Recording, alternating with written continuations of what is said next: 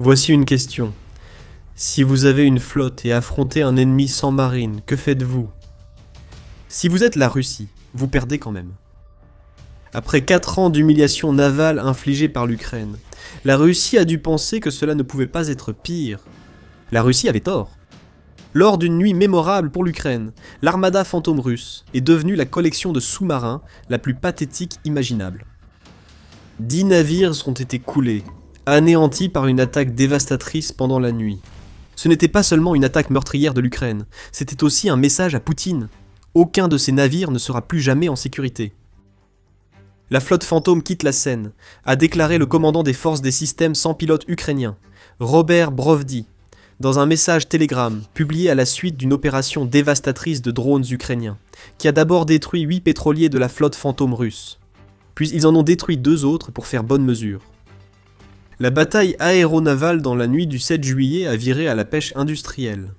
Un groupe de 8 pétroliers avec du carburant, un cargo de marchandises sèches et un ferry a révélé Brovdi, ajoutant « Les réservoirs de carburant sont gravement endommagés, ils brûlent. Les sanctions venues du ciel des oiseaux ukrainiens et prix de liberté du SPS sont en vigueur. » Soudain, nous avons découvert ce qui pourrait être l'opération navale la plus impressionnante menée par l'Ukraine lors de sa guerre contre la Russie. L'Ukraine n'a pas de marine traditionnelle. Outre quelques patrouilleurs et navires de lutte contre les mines, l'Ukraine ne dispose pas de navires de guerre pour affronter la flotte russe, mais elle n'en a pas besoin. Comme nous l'avons vu tant de fois auparavant, les sanctions volantes de l'Ukraine ont causé des dégâts, et il a été rappelé à la Russie, une fois de plus, que ni la mer Noire ni la mer d'Azov ne sont sûres pour aucun de ces navires. Quel rappel! Voici le détail. Chacun des pétroliers que les drones ukrainiens ont frappés avant le 7 juillet est sous sanctions internationales. Chacun a un port en lourd d'environ 7000 tonnes, a été construit entre 2006 et 2016 et mesure environ 140 mètres de long. L'uniformité des navires russes transportant du pétrole illicite les rend faciles à repérer pour l'Ukraine. Cela montre aussi qu'il ne s'agit pas des grands pétroliers transportant du pétrole russe à prix réduit vers d'autres pays. Ils jouent un rôle différent, et nous allons bientôt expliquer lequel. Avant cela, faisons l'appel. Les 8 pétroliers que l'Ukraine a détruits étaient le Sanar 1, le Sanar 17, le Vénus 3, le Teti, le Klimena, le Pénélope, l'Alexei Savrasov et le MS Ivan Cheremisinov. Brovdi révèle. Cela fait 8. Quelques heures après, Brovdi a annoncé que l'Ukraine avait ajouté 2 pétroliers, atteignant un total de 10. Ajoutez le ferry et le cargo de marchandises sèches évoqué par Brovdi dans son premier message, et cela fait une douzaine de navires russes récemment transformés en sous-marins par les forces ukrainiennes des systèmes sans pilote. Ce n'était pas une attaque ordinaire, elle était précise, coordonnée, létale. Un message a été envoyé à Poutine et ses sbires. Les pétroliers et ferries qu'il a transformés en navires de la flotte fantôme pour contourner les sanctions sont désormais des cibles dès qu'ils sont à portée des drones ukrainiens. C'était une annihilation totale de la logistique russe, dans une région où Poutine a vraiment besoin que cette logistique fonctionne aussi efficacement que possible. Ces drones et leurs opérateurs ont été les vedettes du spectacle. La stratégie de l'Ukraine était brillante. Les images de l'attaque qui ont été diffusées montrent la même chose encore et encore. Un drone s'approche d'un pétrolier, aligne le navire dans sa ligne de mire avant de plonger et d'exploser. Souvent, on voit que les navires frappés par ces drones sont déjà en feu. Cela nous indique que l'Ukraine a lancé un essaim. Un drone par navire n'était pas la stratégie. L'Ukraine a frappé plusieurs fois pour neutraliser des pétroliers clés de la machine de guerre russe. Mais les images révèlent aussi, selon Defense Express, d'autres éléments sur les frappes de drones ukrainiens. Chaque drone ukrainien visait une cible précise sur les navires attaqués. Ils ont frappé les superstructures, qui sont définies comme toutes les structures fermées dépassant du pont découvert du navire. Les superstructures sont exposées et souvent entourées d'un pont plat de chaque côté, ce qui en fait des cibles faciles à atteindre. Pourquoi est-ce important? Selon Defense Express, cibler les superstructures des pétroliers montre que les drones visaient à détruire en même temps la passerelle, la salle des machines et les réservoirs de pétrole transportés comme cargaison. Et cela a marché, comme le montrent les flammes, s'élevant des nombreux navires ciblés par les drones ukrainiens. Concernant les drones utilisés, cela reste spéculatif. Defense Express indique que l'Ukraine a lancé des FP2 contre les navires de la flotte fantôme russe. Ces drones de Firepoint sont à la hauteur. Capables de transporter une charge utile de 200 kg avec une portée de vol de 370 km, ces drones peuvent atteindre des navires situés à une distance d'attaque intermédiaire, surtout s'ils sont lancés depuis des navires que l'Ukraine a envoyés en mer Noire. Nous ne disons pas que l'Ukraine a choisi cette approche, Brovdi n'a rien révélé, mais le FP2 serait à la hauteur. Cependant, il y a aussi des spéculations selon lesquelles l'Ukraine aurait pu utiliser autre chose. L'analyste Denis Davidov souligne que les images que nous avons vues des frappes semblent indiquer que l'Ukraine n'a pas utilisé le FP2, ni même le FP1 à plus longue portée. Ces drones pourraient être autre chose. Ils pourraient utiliser la vision par ordinateur, ce qui suggère que l'Ukraine a des drones autonomes sur la mer d'Azov, capables de frapper avec peu d'intervention. Tout cela reste spéculatif, mais ce qui est bien réel, c'est que 10 pétroliers russes sont en train de brûler, ainsi que 2 autres navires supplémentaires. Cela montre que l'Ukraine a donné suite à l'avertissement du président Volodymyr Zelensky, lancé peu avant l'attaque. La marine ukrainienne et d'autres forces de défense et de sécurité ont réalisé ce que beaucoup jugeaient impossible. La Russie a perdu la mer Noire, et cela a commencé avec la libération de l'île aux serpents, et s'est poursuivi avec nos opérations contre la flotte russe, les ports et les forces d'occupation dans notre Crimée. Nous prouvons que les régions de la mer Noire et de la mer d'Azov ne seront certainement pas un lieu de paix pour la Russie, a rapporté l'UNN le 4 juillet, juste avant la journée de la marine ukrainienne. La Russie aurait dû écouter. L'Ukraine a donné suite à cet avertissement quelques jours après. La situation en mer d'Azov s'est aggravée. C'est déjà un gros problème pour Poutine.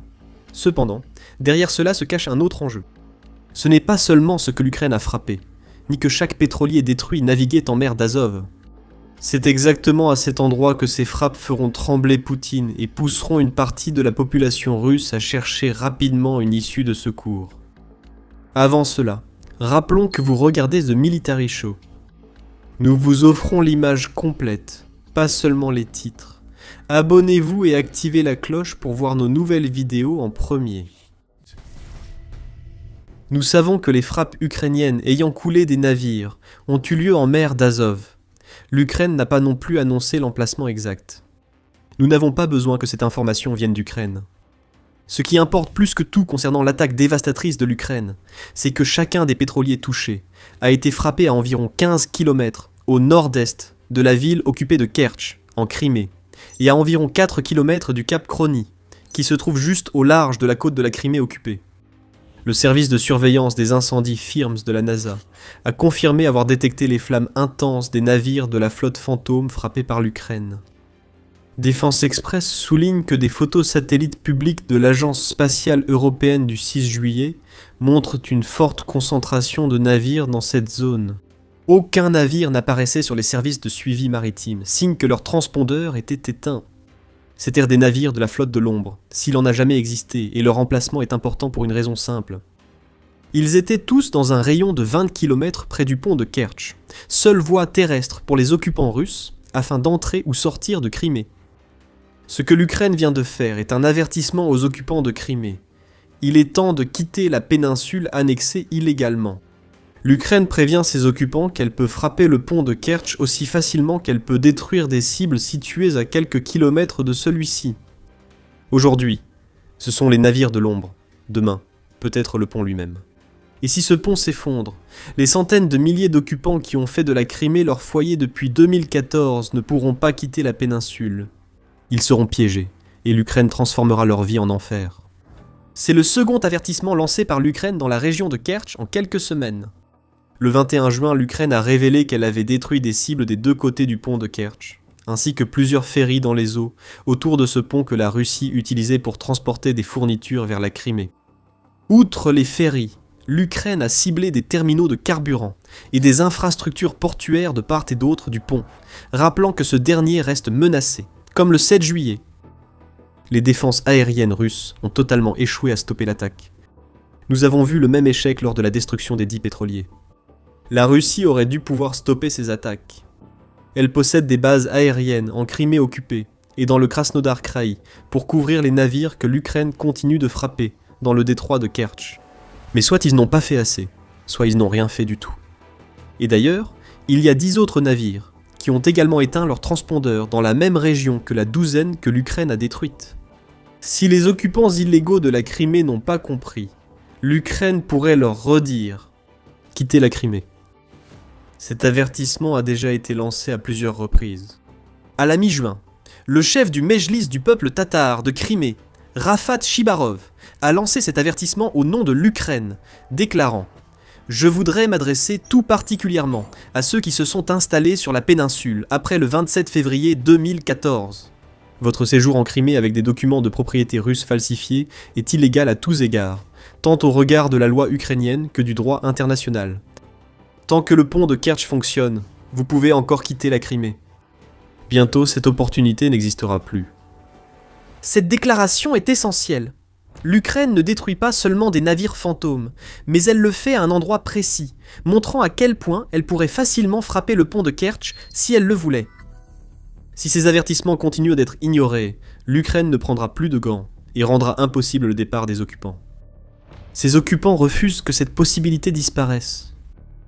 Grâce à ces informations de localisation, on peut affirmer que les frappes de drones ukrainiens du 7 juillet contre les pétroliers russes s'inscrivent dans la stratégie d'isolement de la Crimée, menée efficacement par l'Ukraine ces derniers mois.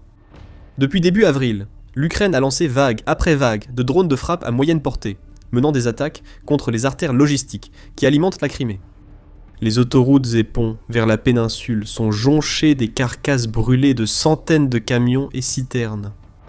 Les ponts ont cédé sous les frappes ukrainiennes, et même les routes d'approvisionnement maritime sont perturbées. L'Ukraine a détruit des voies ferrées dans le cadre d'une campagne d'isolement visant à faire du pont de Kertch la seule voie d'entrée et de sortie de Crimée. Gardez à l'esprit que ce pont est loin d'être une route sûre. L'Ukraine l'a déjà frappé plusieurs fois, poussant la Russie à cesser le transport militaire sur le pont. L'interdiction est remise en question. La Russie pourrait devoir renvoyer ses camions sur le pont de Kertch, ce qu'elle veut éviter. C'est là le génie de la stratégie de l'Ukraine. Il ne s'agit pas seulement d'isoler. Il s'agit de couper toutes les voies logistiques de la Russie vers la Crimée, envoyant ainsi un message aux occupants. Poutine ne peut plus garantir leur sécurité. Poutine est un dirigeant qui s'appuie sur son image d'homme fort. Selon la propagande du Kremlin, il est le principal défenseur de la Russie. Mais cette image est ternie chaque fois qu'un drone ukrainien frappe une cible en Crimée ou aux alentours. L'Ukraine sert désormais la Crimée dans un étau, ce que ressentent douloureusement les occupants. Les pénuries de carburant font rage dans toute la péninsule. Beaucoup de stations-service manquent de carburant, ou le réservent à l'armée et aux services d'urgence, empêchant habitants et touristes de se déplacer en Crimée. Des générateurs électriques sont mis hors service partout en Crimée, poussant les gouverneurs régionaux à déclarer l'état d'urgence. Même la nourriture pose problème. L'Ukraine signale que de nombreuses épiceries de Crimée manquent d'aliments de base en raison du blocus logistique imposé par l'Ukraine.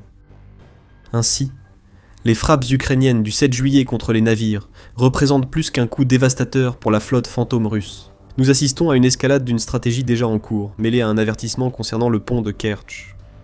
Ces navires livraient sans doute du carburant à la Crimée, mais ce n'est plus le cas. Ils sont en feu. Et comme pour enfoncer le clou, les pétroliers et cargos touchés en mer d'Azov ne sont pas les seules cibles que l'Ukraine a frappées. Le 6 juillet, le Moscow Times a annoncé qu'une attaque nocturne contre la Crimée avait causé des coupures de courant régionales et que les autorités tentaient de rediriger l'alimentation électrique après la mise hors service de sous-stations. C'est une destruction sans fin. La situation empire alors que les défenses de la Crimée s'effondrent et que les drones ukrainiens se renforcent. Nous ne pouvons pas non plus négliger que les frappes ukrainiennes du 7 juillet ont porté un coup majeur à la flotte fantôme russe. Cette flotte pose un grave problème à l'Ukraine. Créée par la Russie pour contourner les sanctions, cette flotte de pétroliers souvent anciens cherche à passer inaperçue, permettant la vente de pétrole malgré les sanctions. Nous avons signalé que les navires visés par l'Ukraine avaient tous leurs transpondeurs éteints. Ceci n'est qu'une des nombreuses astuces, comme naviguer sous d'autres pavillons, utilisées par la flotte fantôme pour servir Poutine. Et ces astuces fonctionnent. Selon le Centre d'études stratégiques et internationales, la flotte fantôme comptait au moins 591 navires, y compris des navires de soutien, à la fin de 2025, et elle générait entre 87 et 100 milliards de dollars de revenus par an pour la Russie. Cette flotte est la bouée de sauvetage de la Russie en temps de guerre. C'est pourquoi l'Ukraine affirme que ces frappes du 7 juillet étaient totalement légitimes. Le vice-premier ministre ukrainien, Oleksiy Kouleba, a déjà défendu cette position dans une lettre à l'Organisation maritime internationale, après qu'une accusation russe ait affirmé que l'Ukraine menait des attaques terroristes contre la marine marchande russe. La flotte fantôme est essentielle à la génération de revenus budgétaires pour la Fédération de Russie, et à la poursuite de son effort de guerre, soutien Kouleba, ce qui fait de chaque navire sanctionné frappé par l'Ukraine une cible légitime. De plus, Poutine n'est pas bien placé pour parler du transport maritime commercial. La Russie a déjà attaqué 59 navires marchands ukrainiens légitimes, donc Poutine devrait se taire au sujet de l'Ukraine qui détruit des navires sanctionnés servant l'effort de guerre russe.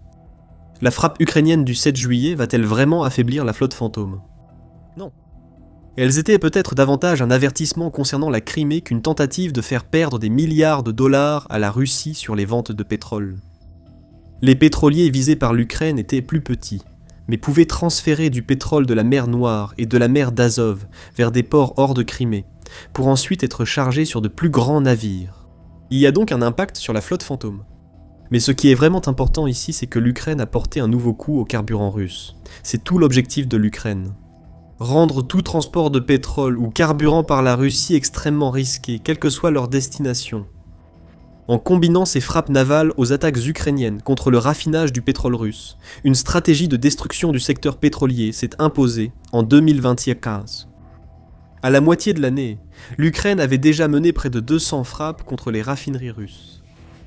La plus impressionnante de ces frappes a eu lieu juste un jour avant l'attaque contre les navires en mer d'Azov, lorsque les drones ukrainiens ont parcouru jusqu'à 3000 km lors d'une attaque record contre la raffinerie d'Omsk en Sibérie.